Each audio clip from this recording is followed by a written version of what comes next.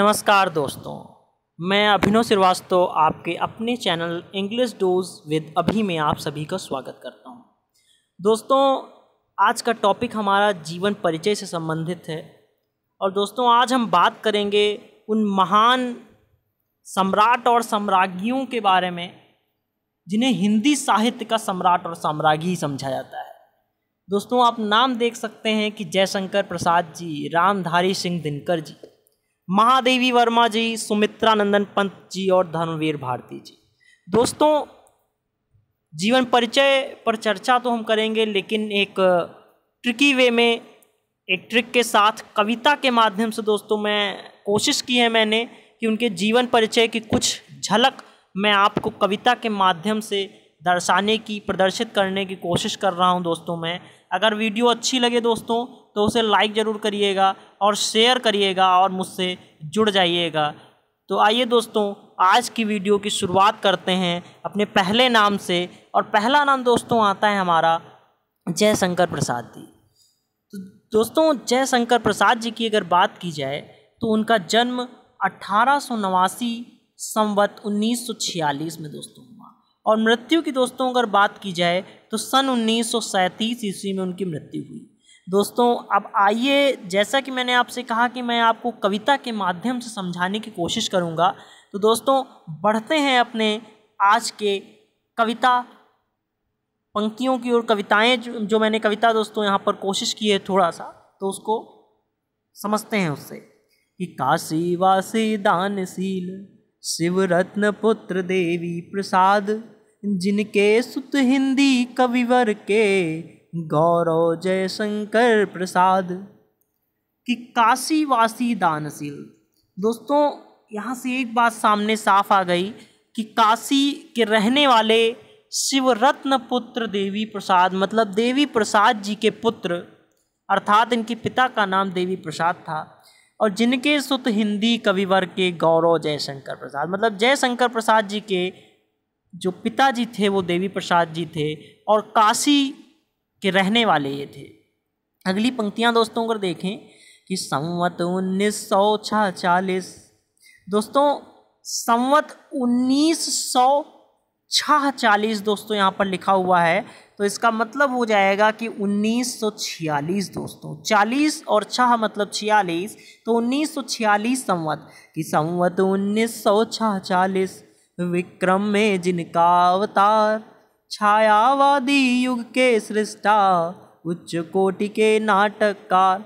दोस्तों, अगर आप अंतिम दो पंक्तियां देखें तो छायावादी युग से संबंधित हैं ये, और एक प्रसिद्ध नाटककार के रूप में इनकी ख्याति फैली हुई है दोस्तों, अगर बढ़ें अपने अगले नाम की ओर, अगला नाम दोस्तों आता है रामधारी सिंह दिनकर जी का, और इनके अगर जन्म की बात की जाए, जन्म 1908 ईस्वी और मृत्यु दोस्तों 1974 ईस्वी। दोस्तों, अगर पंक्तियां देखें कि सन 1908 सिमरिया ग्राम जिला मुंगेर बिहार, प्रकट हुए साहित्य जगत में दिनकर जी मानव तनुधार। बीए पास किया पटना से, ज्ञात हुआ कविता का सार, रचे रेणुका अरु रसवंती, कुरुक्षेत्र बापू हुंकार। दोस्तों, जन्म की बात की जाए तो सन 1908 में इनका जन्म होता है। कहाँ पर दोस्तों? सिमरिया ग्राम, जिला मुंगेर, बिहार में दोस्तों, और प्रकट हुए साहित्य जगत में दिनकर जी मानव तनुधार। अगर आगे की पंक्तियां देखें दोस्तों कि बीए पास किया पटना से, दोस्तों बीए मतलब इन्होंने बीए किया कहाँ से? पटना से। ज्ञात हुआ कविता का सार, और अंतिम दो पंक्तियां दोस्तों बहुत ही महत्वपूर्ण है आपके लिए, क्योंकि इनसे इनकी प्रमुख रचनाओं के बारे में हमें जानकारी मिलेगी। कि रचे रेणुका अरु रसवंती, मतलब रेणुका, रसवंती, कुरुक्षेत्र, बापू, हुंकार। कुरुक्षेत्र, बापू और हुंकार दोस्तों महत्वपूर्ण रचनाएं हैं इनकी, आप ध्यान रखिएगा। अगली बात अगर करें दोस्तों, अगला नाम आता है सुमित्रानंदन पंत जी का, और सुमित्रानंदन पंत की अगर दोस्तों बात करें तो जन्म इनका 1900 ईस्वी, संवत में बात की जाए तो 1957 ईस्वी, विक्रम, और मृत्यु की दोस्तों अगर बात करें तो सन 1977 ईस्वी। अब दोस्तों पंक्तियां अगर देखते हैं कि ग्राम कौसानी अल्मोड़ा में संवत 1957 पंत सुमित्रानंद जन्मे गंगा दत्त पंत के धामन। बहुत अच्छी दोस्तों ये पंक्तियां हैं और इससे आपको मेरे ख्याल से कि आप पूरी जितना भी आपको आवश्यकता है आप उनके बारे में जानेंगे कि ग्राम कौसानी अल्मोड़ा में, मतलब अल्मोड़ा के कौसानी नामक ग्राम में उनका जन्म हुआ। और दोस्तों कब हुआ है? संवत 1957, मतलब संवत 1957 विक्रम में उनका जन्म होता है। और कि कहाँ पर दोस्तों, किसके वहाँ उनका जन्म हुआ, मतलब उनके पिताजी की अगर बात करें गंगा दत्त पंत के धामन, मतलब गंगा दत्त पंत जी के वहाँ उनका जन्म हुआ दोस्तों। और प्रकृति प्रेम जिनकी नस नस में, कविता में कोमलतम सास, जिनकी वीणा ग्रंथि पल्लव, गुंजन युगवाड़ी उच्छ्वास। मतलब दोस्तों एक बात समझ में आ जानी चाहिए आपको कि वो प्रकृति प्रेमी थे, मतलब प्रकृतिवादी कवियों में उनकी गिनती गिनी जाती है।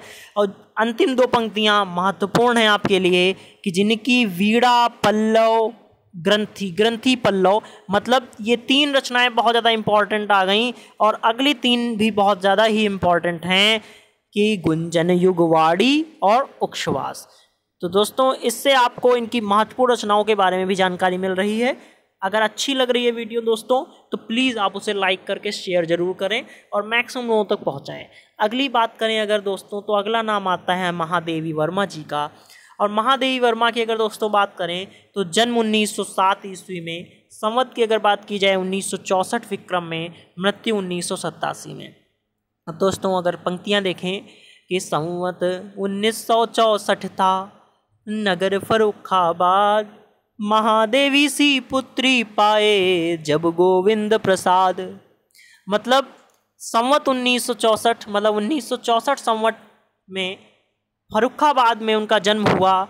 और गोविंद प्रसाद जी उनके पिता थे। हेम रानी सी सुता काव्य में जीवन का अवसाद, पाया यामा पर 1200 का मंगला प्रसाद। मतलब और दोस्तों एक बात और सामने आई कि यामा कृति पर उनको सम्मानित भी किया गया था। अगर अगले नाम की ओर बढ़ें दोस्तों, अगला नाम हमारा आता है धर्मवीर भारती जी का। और धर्मवीर भारती की अगर बात करें दोस्तों, जन्म 1926, मृत्यु 1998 दोस्तों। पंक्तियां अगर देखी जाएं तो पंक्तियों की अगर बात करें कि धर्मवीर जी भारती जन्मे नगर प्रयाग, जागे हिंदी गद्य के सन 26 में भाग। दोस्तों धर्मवीर भारती, इनका नाम जैसा है वैसा ही इनकी ख्याति फैली। इनका जन्म प्रयाग में हुआ और गद्य में दोस्तों, हिंदी गद्य में इन्होंने अपना अथाह जो है इन्होंने अपना महत्वपूर्ण योगदान दिया। और सन 26 में भाग, मतलब 1926 में दोस्तों जब इनका जन्म हुआ दोस्तों, तो उस समय हिंदी गद्य में जब इन्होंने अपनी रचनाएं लिखना प्रारंभ किया तो आप समझ सकते हैं कि हिंदी गद्य में इन्होंने अपना महत्वपूर्ण योगदान दिया। और कवि संपादक गद्य के लेखक बहुत प्रवीण, काव्य लिखे फिर धर्मयुग संपादन में लीन। दोस्तों अगर पंक्तियों से समझें तो कवि, संपादक, गद्य, हर एक क्षेत्र में इन्होंने अपना योगदान दिया। लेखक के तौर पर भी काव्य लिखे फिर धर्मयुग, मतलब धर्मयुग नामक दोस्तों इन्होंने जो अपनी रचना की वो बहुत ही महत्वपूर्ण रचना है दोस्तों। बहुत बार ये आपके अलग अलग एग्जामिनेशंस में भी, अलग अलग प्रकार की परीक्षाओं में पूछा गया प्रश्न है कि धर्मयुग किसकी रचना है, तो वो धर्मवीर भारती जी की रचना है। तो दोस्तों मैंने अपनी पूरी कोशिश की है इन पंक्तियों के माध्यम से संबंधित जो भी आपके लेखक या कवि या कवयित्री हैं उनके बारे में आपको बताने की मैंने पूरी कोशिश की है। अगर वीडियो आपको अच्छी लग रही हो तो प्लीज़ उसे लाइक करें, शेयर करें और चैनल को सब्सक्राइब करें। धन्यवाद।